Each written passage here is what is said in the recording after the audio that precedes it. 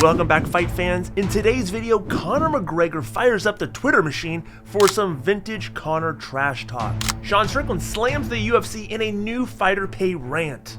The UFC doesn't do the right things. It doesn't do the right things. It doesn't do the right things with most of their rosters. Michael Venom Page labels Ian Machado Garry as a fake Conor McGregor. I think he dick rides Conor McGregor. There's plenty more to cover, so don't be scared, homie. Stay tuned for all the latest news and updates, and don't forget to knock out that like button and subscribe to the channel. Now, let's jump right in. Conor McGregor isn't letting his feud with Dustin Poirier die anytime soon. Poirier has moved on from Conor and is now preparing for his third shot at undisputed lightweight gold against Islam Makhachev at UFC 302, where he will be given a custom outfit. Naturally, Conor saw this as an opportunity to go on an epic Twitter rant that has since been deleted. McGregor has compared Poirier's outfit to a woman's hygiene product and believes Makhachev will submit him within the first round. When talking about the outfit, Conor called them Tampax pants.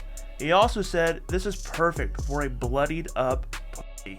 And of course, Conor wasn't just gonna pass up an opportunity to take a swipe at Islam Makhachev. Although McGregor is unlikely to cut down to lightweight at this stage in his career, the Irishman is continuing his hatred towards Islam Makhachev and his entire team. With the UFC 302 pre-fight images being released ahead of the huge fight on Saturday, the notorious McGregor made a damaging observation regarding Makhachev's pre-fight photo. In a now deleted X rant, the 35-year-old highlighted a mark on the left leg of Makhachev, claiming that it was indicative of staph infection. In a now deleted tweet, Conor wrote, "Staph again? This inbred, however, lives with staph. This team is infested. Make no mistake, scruff balls, wherever yuz are into, I suppose. He still subs Dustin in the first." He later added, "You scruffy I'm sick of yous. Wash yourself. Wash your clothes. Wash your mats. Do it every day, you scruffy cunts." If Makhachev is dealing with a staph infection, it will be Poirier's second fight in a row competing against somebody who is carrying the infection into the fight. Conor is certainly no stranger to Twitter rants, but this time around it feels different. It feels as though Conor desperately needs a win against Michael Chandler, or these tweet and delete rants of his will just start to look like a bitter old man whose time has passed him by. But what do you think about Conor's latest remarks on Twitter? Is this just Conor being Conor, or is he starting to cross the line? Tell us down below. Sean Strickland slams the UFC in fighter pay rant. Still frustrated with not getting a title fight rematch against Dricus du Plessis, Strickland went off on the UFC for not doing the right things by the fighters, including fighter pay. Well, dude, here's the thing, guys. Sometimes you gotta get ready to fucking throw away your entire career if you don't get your shit, you know? Sometimes you gotta have that craziness to you. It's fucking, I'll do whatever it takes. But no, just doing the fucking right things, man. Like, the UFC doesn't do the right things. It doesn't fucking do the right things. It doesn't do the right things with most of their rosters. Like, if you go look at, what these fucks are, the guys that run the UFC, what they're making to what guys get paid, is fucking shit, dude. The UFC does not do the fucking right things. And unless you hold them at fucking, gunpoint, they ain't gonna fucking do it.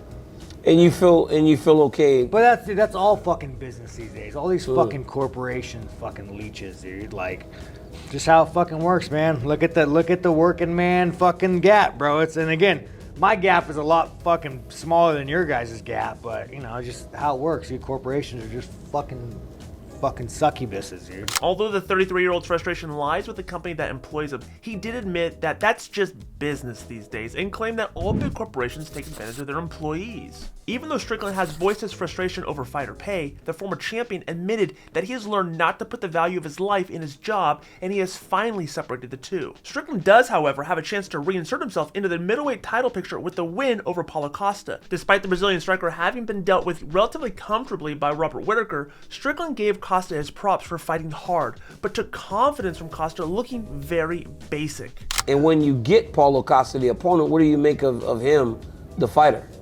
Oh, he fights hard, I mean, he had a good fight with Whittaker. Whittaker obviously won every round, but he had a good fight, better than what he normally does. I think I'm better than him. I've watched him fight a couple times. He's very basic, just hands down, step back, and just jabs. Like, he's the kind of guy that just walks away from you trying to set traps and then explodes, and like very, very fucking basic. Not somebody I would call like a skillful fighter. Michael Page calls Ian Garry a BBL version of Conor. Michael Page has expressed his criticism of Ian Machado Garry, who was scheduled to fight at UFC 303 in June. Initially, Garry was not available due to Colby Covington's medical issue, but after a pushback, Page decided to fight him in Manchester. Apart from June, and was kind of bragging that he accepted the fight.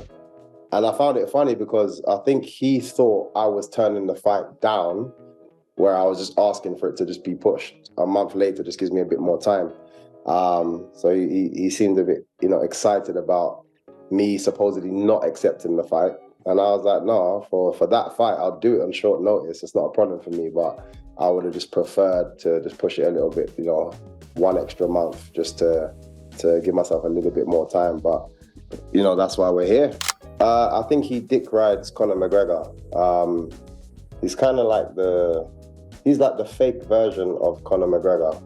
Like if Conor McGregor was like a natural, pretty woman, he's like the BBL version. That's just a bad BBL version. You know what I mean? BBL Garry, yeah. I think I understand what you're saying, but just for those that may not know, including myself, what does BBL stand for?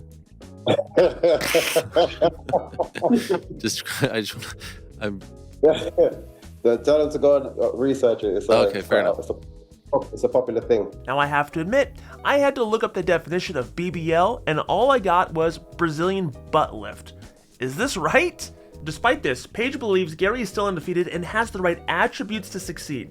He believes that Gary's public persona won't last long and he's confident in his ability to come out on top. And so you think he really just wants to be on a Conor card in short to like get the rub from him, like to get that shine? Is that basically it?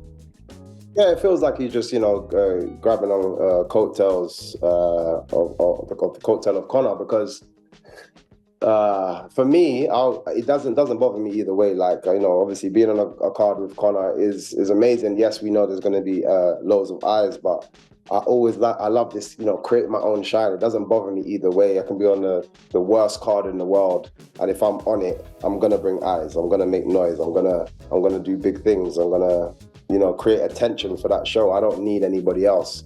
But for him, I think he's trying his, quick, fast routes to the top and fast routes to fame, which only lasts so long. So. I'm glad this has happened, because I'm looking forward to derailing this hype. Alexander Volkanovski's next step could come as a surprise, as his coach has suggested he take a grappling match against a former rival next. After suffering back-to-back knockout losses over his last 2 fights, Alexander Volkanovski is taking an extended period of time away from fighting as he looks to properly recover. The 35-year-old took an extremely short-notice call-up rematch against Islam Makhachev at UFC 294 last October after their first fight finished in a close decision. Volkanovski suffered his first knockout loss in over 10 years after only having 2 weeks to prepare for the fight. Instead of allowing himself time to recover properly, Volkanovski moved back to 145 to defend his title against Poirier just 4 months later. Again, Volkanovski was viciously knocked out and is now heavily considering his next move. But Volkanovski's grappling coach, Craig Jones, has suggested that while the former champion is taking a step back from MMA, he should consider competing in grappling. Several top fighters compete in grappling in between their fights, and Jones believes that Volkanovski should consider it instead of rushing back into contact, and he has an ideal opponent in mind. What is Volk up to now? Do you talk to him? He's in Thailand training at Bangtao with his Volk's wrestling coach, Frank Hickman. They have a gym in Thailand, so he's out in Bangtao getting some work in. I want to get him a grappling match. I said to him, man, if we're going to take some time away because of the concussions, let's get you a grappling match. And my thought was, how cool would it be to see him and Ortega have a grappling match? Oh my God, that'd be incredible. I would just love to see it in that setting, because Ortega obviously struggled to submit him in MMA. Yeah. Let's see what happens in a grappling match. Right, with no gloves too. Yeah, that would be very interesting. Ortega's very good on the ground. He's very sneaky too. Yeah, he's super slick. He catches some crazy shit out there. He'd be losing a fight 2-3 rounds, get one look at a guillotine, finish it. It's crazy. No, and his guillotine is fucking death. I mean, when Volkanovski got out of that, the mounted guillotine, his face looked like a grape. and just would not tap. I had no idea how he got out, but I told everyone, I was like, yeah, obviously that's me. Buy the DVD. You know? Support his grappling coach. I take credit for that. UFC welterweight Jorge Masvidal has raised doubts over Conor McGregor's sobriety claim, claiming he's on the, quote, Ryan Garcia training routine. McGregor's image is stained due to his alleged and continued steroid use. Masvidal believes that Dana White decided to end the UFC's partnership with USADA to keep McGregor as part of the organization. He believes that McGregor is on drugs and that his wild night out raises doubts over his sobriety claim. Michael Chandler versus Conor, who you got? I mean, they both look for ways to quit, so who's gonna quit first, right? I don't know who's gonna quit first on that one, but I think, I don't know, man. I don't know how much juice is Conor on too, right? That's another question too, because that had to wait till USADA left to come back in this bitch and compete with all of us, while all of us been training, getting tested. This was clearly on shit, as we can see by these movies. So I don't know, man. I think I'm gonna lean towards Conor, but it's not really like set in stone, you know? If Islam Makhachev defends his title for a third time this weekend, he will etch his name into the history books alongside some of the greats. The UFC lightweight champion faces Dustin Poirier at the Prudential Center in Newark, New Jersey on Saturday night, and should he win, it will be his third defense of the belt since winning it in October of 2022 from Charles Oliveira. The current record for title defenses at lightweight is 3, which is held by BJ Penn, Benson Henderson, and Frankie Edgar, and his teammate Khabib Nurmagomedov. It was expected that the latter would smash the record, but he retired early for family reasons, leaving it all tied up. BJ Penn's UFC 107 defense against Diego Sanchez saw history made as the lightweight title was defended for a record third time. Little did anybody know that his record wouldn't be broken for another 15 years at least. In order to make history and shatter the record that has stood for a decade and a half, Makhachev must first get through Poirier. Once he does that, it is expected that he will defend once more against Arman Tsarukyan in a rematch that would see him take his place in history. Dustin Poirier predicts Conor McGregor will knock out Michael Chandler in the UFC 303 main event. Either guy can win. I think if Conor comes back with the same timing and speed that he had before the injury, if he comes back to that, he's going to stop Chandler. Chandler's very hittable, covers. Conor's a guy, when you're in front of him, it looks like he can't touch you, but he touches you. He's longer than he looks when he's in there, and he uses his length and speed and timing really well to close that distance, and Chandler's a guy who needs explosive movements to get in and out, you know, and if Conor's timing's the same, I think he hurts Chandler, and it's going to be a 5-round fight. Conor doesn't fight co-mains or 3-round fights. So if Chandler can get in there and maybe get on his legs, get some blood in his arms early, wrestle hard for the first few rounds, maybe it goes different. But if Conor has any similarity to who he used to be before the injury and before the layoff, I think he stops Michael Chandler. He's just too hittable. And that does it for today's news, but make sure you're subscribed to the channel, like this video, hit the bell notification so you get notified every time we drop a new video, and in case you missed it, here is yesterday's news.